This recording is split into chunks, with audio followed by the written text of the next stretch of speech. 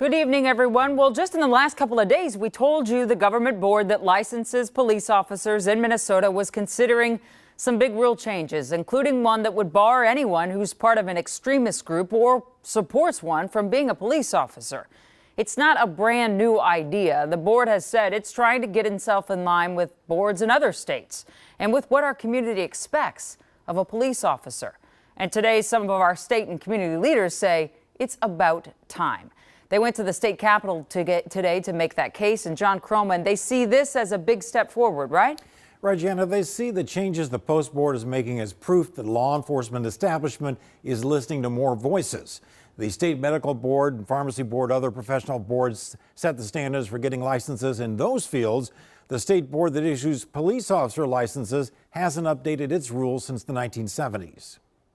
This is a value statement, and the values are that every Minnesotan, no matter what zip code you're in, no matter what color your skin is, no matter what circumstances you were born into, you have a right to be safe in your community. State Rep Cedric Frazier of New Hope has led police reform efforts at the state capitol. Now he's talking about a state agency created 50 years ago by the legislature, the Peace Officer Standards and Training Board, or POST. That board is on the verge of adopting new rules, which, among other things, would bar officers from belonging to or promoting white supremacist, hate, or extremist groups. There is no greater threat to our constitutional rights in our nation right now than the resurgence of racial supremacy groups. State Rep Carlos Mariani chairs the House Public Safety Committee. He appeared at a news conference with clergy and others, urging the Post Board to follow through with those changes. The Post was endowed with the authority to generate and implement rules. It has that authority by legislative action. It's just the latest chapter in the racial reckoning that sprung from the 2020 murder of George Floyd in police custody. Because they're making a statement that says to all who want to serve that you can either be committed to serving all of us